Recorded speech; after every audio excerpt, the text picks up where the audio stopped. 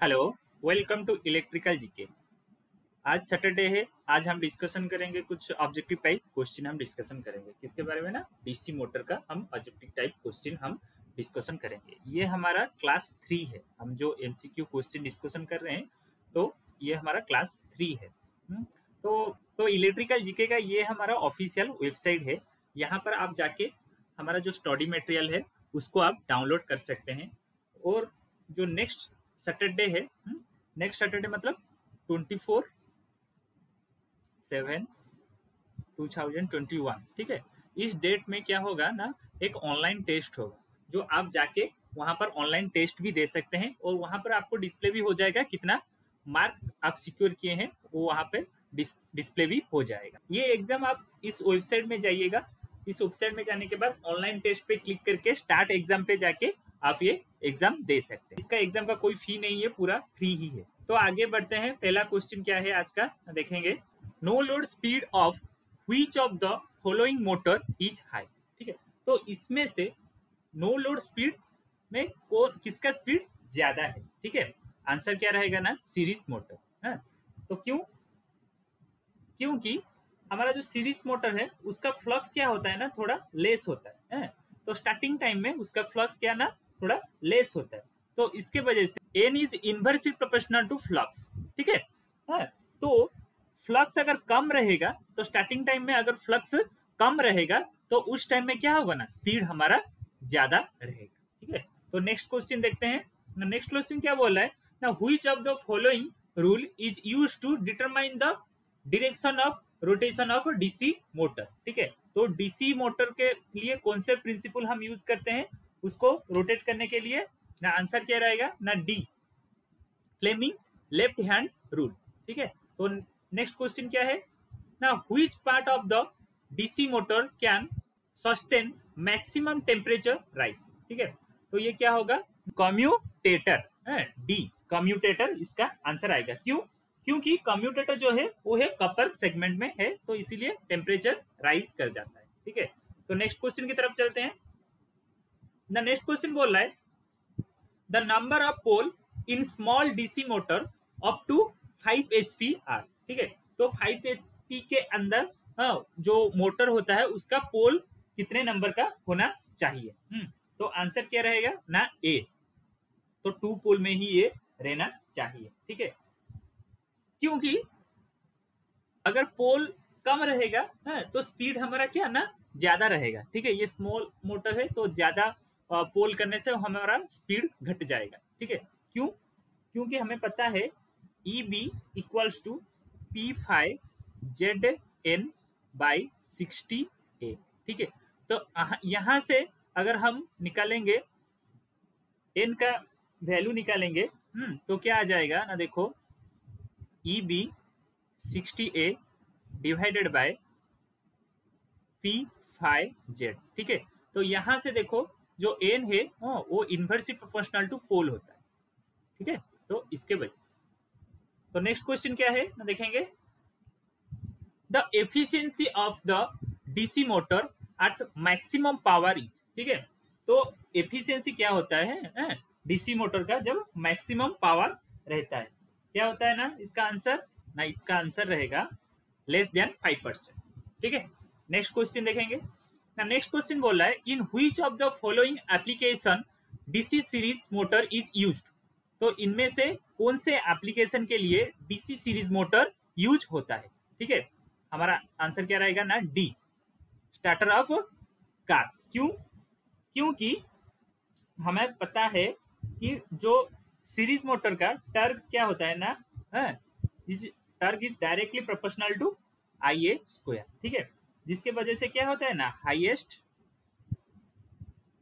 Starting Turk रहता है, ठीक है। क्या रहता है ना, हाई स्टार्टिंग टर्क रहता है। तो कार को स्टार्ट करने के लिए हमें हाई स्टार्टिंग टर्क चाहिए, तो सीरीज मोटर हम यूज करते हैं कार को स्टार्ट करने के लिए। देन नेक्स्ट क्वेश्चन क्या है, if the back EMF of DC motor vanish, ठीक है। अगर बैक ईएमएफ नहीं रहेगा तो क्या होगा, डीसी मोटर में अगर बैक ईएमएफ नहीं रहेगा तो क्या रहेगा, इसका क्या होगा आंसर ना, सी, आर्मेचर विल बॉर्न। तो आर्मेचर क्या होगा ना, ये खराब हो जाएगा, जल जाएगा। ठीक है, क्यों? क्योंकि हमें पता है आई ए, ठीक है, आई ए क्या है ना, V minus E B divided by R. ठीक है, तो अगर हम क्या करेंगे ना, जो बैक ईएमएफ इसको हम क्या कर देंगे ना, जीरो ले जाएंगे, तो उस टाइम में क्या होगा ना, जो करंट का वैल्यू ज्यादा हो जाएगा। ठीक है, तो ज्यादा होने से क्या होगा ना, आर्मेचर को वो जला भी सकता है।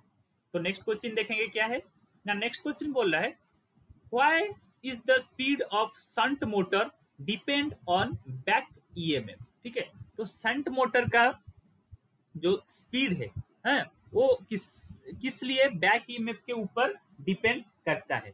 क्यों? हमें स्पीड इक्वेशन से क्या पता है ना, N is proportional to E by flux. ठीक है, तो ई बी है। ठीक है, तो यहाँ पर क्या होता है ना, हमारा जो डीसी शंट मोटर में है, ये क्या होता है ना, फ्लक्स क्या होता है ना, कंस्टेंट रहता है। ठीक है, तो कंस्टेंट रहता है, इसीलिए जो स्पीड है वो किसके ऊपर डिपेंड करता है ना, बैक ईएमएफ के ऊपर डिपेंड करता है। तो आंसर क्या रहेगा ना, डी रहेगा ना, because flux is constant in DC shunt motor. ठीक है, देन नेक्स्ट क्वेश्चन क्या है, द नेक्स्ट क्वेश्चन है, if A DC motor is connected across the AC supply it will be. ठीक है, अगर हम जो डीसी सप्लाई, जो मोटर को जो डीसी सप्लाई देते हैं, वो डीसी के जगह अगर हम एसी दे देंगे तो वो क्या होगा? है, तो वो क्या होगा, क्या होगा आंसर? हाँ, आंसर हमारा डी होगा। हाँ, बर्न ड्यू टू, ठीक है, ये है due to, burn due to heat produce in the field by eddy current. ठीक है, ये क्या होगा ना, मोटर जल जाएगा। द नेक्स्ट क्वेश्चन बोल रहा है, when the ratio of back EMF मतलब ईबी, ईबी टू किसका ना, वोल्टेज इज डैश, इसका रेशियो कितना होगा, then the mechanical power developed by the shunt generator is maximum. उस टाइम में क्या होगा ना, हमारा पावर जो है वो मैक्सिमम होगा। तो हमें मैक्सिमम पावर में जो कंडीशन मिला था वो क्या था ना, वो था हमारा E B equals to V by two. ठीक है, हमें रेशियो किसका निकालना है ना, E B is to V का रेशियो निकालना है। तो हम निकाल सकते हैं E B by V equals to 1/2। ठीक है, तो क्या आ जाएगा ना, E B is to V equal to 0.5। तो आंसर क्या रहेगा ना, बी, बी रहेगा 0.5 उसका आंसर रहेगा। ठीक है, तो नेक्स्ट क्वेश्चन चलते हैं। नेक्स्ट क्वेश्चन क्या है, the function of a dummy coil is to. ठीक है, तो डॉमी कॉइल का फंक्शन क्या है ना, डॉमी कॉइल का फंक्शन है mechanical balancing, D, mechanical balancing. तो नेक्स्ट क्वेश्चन, नेक्स्ट क्वेश्चन क्या बोल रहा है ना, the flux density under leading pole tips in DC motor tends to. ठीक है, क्या होगा उसका आंसर ना, उसका आंसर सी होगा, हाँ, इंक्रीज। नेक्स्ट क्वेश्चन चलते हैं। नेक्स्ट क्वेश्चन क्या है ना, एक प्रॉब्लम है। Next question, a 25 volt, a 25 volt DC shunt motor takes a line current of 20 ampere, the resistance of a shunt field winding is 200 ohm and resistance of armature is 0.3 ohm, find the armature current and back EMF। तो क्या निकालने के लिए क्या है ना, armature current कितना है निकालना है, और क्या निकालना है ना, ईबी निकालना है। ठीक है, तो गिवन क्या है पहले लिख दो, गिवन हमारा है यहाँ पर, गिवन क्या है ना, वी दे दिया है, वी हमारा कितना है ना 250 वोल्ट। ठीक है, और हमारा जो लाइन करंट मतलब आई एल है, आई एल कितना दिया है ना 20 एम्पियर दे दिया है। ठीक है, तो और क्या दिया है ना, shunt field resistance R S H, R S H दे दिया है, आर एस कितना ना 200 ओम दे दिया है। ठीक है, हाँ, और आर्मेचर जो रेजिस्टेंस है वो भी दे दिया है, वो कितना दिया है ना, आर ए, आर ए कितने दे दिया है 0.3 ओम, ये भी दे दिया है। ठीक है, इतना डाटा हमें दे दिया है। तो पहले क्या करना है ना, शंट मोटर का डायग्राम बना लेते हैं। ठीक है, मैं यहाँ पर शंट मोटर का डायग्राम बना रहा हूँ।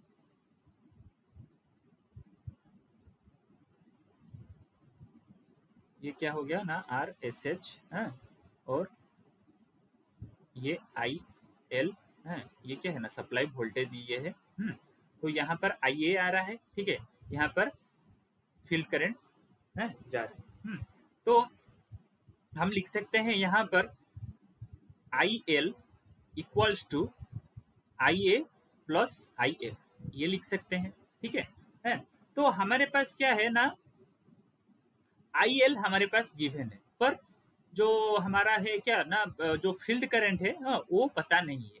वो कैसे पता चलेगा ना, देखो यहाँ पर क्या है ना, जो वोल्टेज दिया है, ठीक है, वोल्टेज कितना 250 दिया है, तो ये जो है पैरेलल है किसके साथ ना, शंट रेजिस्टेंस के साथ वो पैरेलल है। तो हम लिख सकते हैं क्या ना, IF, ठीक है, यहाँ पे लिख रहा हूँ, IF को हम क्या लिख सकते हैं ना, IF equals to V divided by supply voltage divided by shunt resistance लिख सकते हैं। तो कितना आ जाएगा, सप्लाई वोल्टेज हमारा कितना है ना 250 डिवाइडेड बाय शंट रेजिस्टेंस कितना है, क्वेश्चन में गिवन है शंट रेजिस्टेंस 200। ठीक है, तो इसको सॉल्व करने से कितना आ जाएगा ना 1.25 एम्पियर आ जाएगा।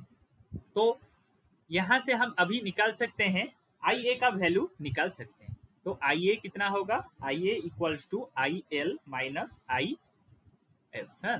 तो आ जाएगा कितना ना 20, क्वेश्चन में गिवन है, माइनस हम अभी निकाले कितना 1.25 है, तो आ जाएगा कितना ना 18.75 एम्पियर। ठीक है, ये हो गया, एक आंसर मिल गया हमें। तो यहाँ से आप देख भी सकते हैं, एक आंसर अगर मिल गया तो कहाँ पर है, 18.75, तो 75 ये है। ठीक है, 18.75 ये है, तो आंसर तो और कहीं पे नहीं है करंट का वैल्यू, तो यही आंसर होगा। ठीक है, तो टाइम बचाने के लिए ये एक ट्रिक है, फिर भी मैं वोल्टेज निकाल के दिखा देता हूँ वोल्टेज कितना निकलेगा। ठीक है, तो EB जो है हमारा, जो बैक EMF निकाल के दिखा देता हूँ, बैक EMF कितना निकलेगा। तो EB कैसे निकलेगा ना, EB equals to V minus IA RA होता है। ठीक है, तो V तो हमें पता है कितना ना 250 माइनस है IA कितना है, IA अभी निकाले 18.75। ठीक है, देन RA भी हमें दिया है कितना ना 0.3। तो इसको सॉल्व करेंगे, तो कैलकुलेटर यूज करके सॉल्व करेंगे तो कितना आ जाएगा 244.375 वोल्ट। ठीक है, अप्रोक्सीमेटली 245 वोल्ट आएगा। तो इसका आंसर क्या रहेगा ना, ए ही उसका आंसर रहेगा। ठीक है, तो नेक्स्ट क्वेश्चन की तरफ बढ़ते हैं। नेक्स्ट क्वेश्चन क्या बोल रहा है ना, ए 4 पोल, ठीक है, पोल कितना दिया है ना, P इक्वल टू 4 दिया है। ठीक है, 250 वोल्ट, तो V कितना दिया है ना 250 वोल्ट दिया है। DC सीरीज मोटर, ठीक है, has a web connected web connected armature with 200 conductor. ठीक है, कंडक्टर दे दिया है, तो जेड कितना दे दिया है ना 200 दे दिया है। द फ्लक्स पर पोल इज, फ्लक्स फ्लक्स पर पोल फाई कितना दिया है ना 25 मिली वेबर दे दिया है। तो वेबर में कन्वर्ट करेंगे तो कितना आ जाएगा 25 इंटू 10⁻³ वेबर आ जाएगा। ठीक है, when the motor is drawn 60 ampere, तो IL कितना दिया है ना 60 एम्पियर दे दिया है। ठीक है, from the supply, the armature resistance, ठीक है, आर्मेचर रेजिस्टेंस भी दिया है, RA equals to 0.15 ohm, while series field winding resistance is, तो सीरीज फील्ड वाइंडिंग का RAC कितना दिया है 0.2 ओम दे दिया है। ठीक है, तो कैलकुलेट करना है हमें क्या ना, स्पीड हमें कैलकुलेट करना है। तो कैसे कैलकुलेट हम करेंगे, सीरीज मोटर में क्या होता है ना, वोल्टेज का इक्वेशन EB, ठीक है, वोल्टेज का इक्वेशन क्या आएगा EB equals to V minus IA। ठीक है, तो IA सीरीज में है, तो हमारा क्या होगा ना IA RA प्लस RAC, ये दोनों सीरीज में है, तो दोनों रेजिस्टेंस ऐड हो जाएंगे। है, तो अब हम निकाल सकते हैं हमारा EB कितना है। तो EB निकालने के लिए V दे दिया है, V हमारे पास है 250। ठीक है, माइनस IA कितना है, तो IA हमारा क्या रहेगा यहाँ पर ना, IA हमारा IL रहेगा। ठीक है, तो कितना ना 60 है, RA कितना है ना 0.15 प्लस RAC 0.2। तो इसको सॉल्व करने से कितना आ जाएगा ना, हमारा आंसर आ जाएगा देखो कि इक्वल्स टू 250 माइनस, इसको सॉल्व करने से कितना ना 21, तो इम्प्लाइज दैट ईबी कितना आ गया ना, ईबी इक्वल टू 229 वोल्ट हमारा आ गया। ठीक है। तो अब करेंगे क्या ना, ईबी हमारे पास आ गया। अब हम निकालेंगे एन कैसे ना, बैक ईएमएफ से EB equal to P phi Z N by 60A है। तो यहाँ से हम एन निकाल सकते हैं, एन इक्वल्स टू कितना होगा, N equals to EB 60A divided by P phi Z. ठीक है, तो हमारे पास सब है। तो ए का वैल्यू क्या होगा ना, ये वेब कनेक्टेड है। ठीक है, वेब कनेक्टेड है, इसीलिए ए इक्वल्स टू हमारा यहाँ पर 2 रहेगा। है तो हम अभी लिख सकते हैं ईबी कितना है, ईबी अभी निकाले EB 229 into 60 into 2 divided by pole कितना है ना 4 है। फ्लक्स कितना है ना 25 इंटू 10⁻³ इंटू जेड, जेड कितना है ना 200। तो इसको सॉल्व करेंगे तो कितना आ जाएगा ना, आ जाएगा कैलकुलेटर से अगर इसको सॉल्व करेंगे कितना ना 1374 RPM आंसर। ठीक है, देखते हैं ऑप्शन में कहां पर है, 1374 ऑप्शन डी रहेगा इसका आंसर रहेगा। ठीक है, तो नेक्स्ट क्वेश्चन की तरफ चलते हैं। तो नेक्स्ट क्वेश्चन क्या बोल रहा है ना, the shaft torque in a DC motor is less than total armature torque because of dash in the motor. इसके वजह से ना इसका आंसर रहेगा सी, आयरन एंड फ्रिक्शन लॉस, इसके वजह से होता है। नेक्स्ट क्वेश्चन क्या है ना, नेक्स्ट क्वेश्चन बोल रहा है कि ए 4 पोल डीसी मोटर टेक्स ए 50 एम्पियर आर्मेचर करेंट। ठीक है, आइए कितना है यहाँ पर ना 50 एम्पियर, पोल कितना है P इक्वल टू 4। ठीक है, the armature has lap connected, तो ये क्या है ना लैप कनेक्टेड है। ठीक है, लैप मतलब A कितना होगा equal to P equal to 4 है हमारा। ठीक है, कनेक्टेड है 480 कंडक्टर, तो Z कितना है ना 480। द फ्लक्स पर पोल मतलब 5, ठीक है 5 कितना दिया है 20 मिलीवेबर। ठीक है, तो 20 इंटू 10⁻³ वेबर हम लिख सकते हैं। Calculate the gross torque develop by the armature of the motor. ठीक है, तो जो ग्रॉस टॉर्क है उसका फार्मूला क्या है ना, उसका फार्मूला है यहाँ पे लिखता हूँ formula, T A equals to 0.159 flux high into I A P Z by A. देखते हैं सब है, फ्लक्स है, ठीक है ए बी है, आई ए है हमारे पास, पी भी है, ए बी है, जेड भी है हमारे पास। तो डायरेक्टली फार्मूला पुट करो।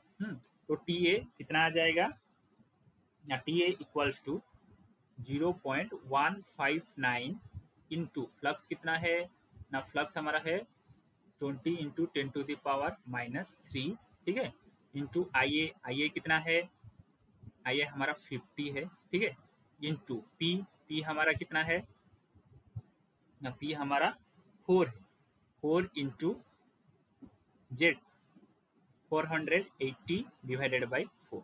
तो इसको सॉल्व करने से आंसर हमारा कितना आ जाएगा ना 76.32 न्यूटन इंटू मीटर आंसर आएगा।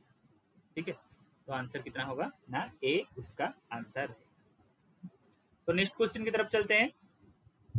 तो नेक्स्ट क्वेश्चन क्या बोल रहा है, the flux control method the speed of DC motor is obtained. क्या होगा डीसी मोटर का स्पीड ना ए एबव बेस स्पीड। ठीक है, नेक्स्ट क्वेश्चन की तरफ चलते हैं। नेक्स्ट क्वेश्चन क्या बोल रहा है ना, the brush of DC machine are always placed on dash in order to achieve sparkless commutation.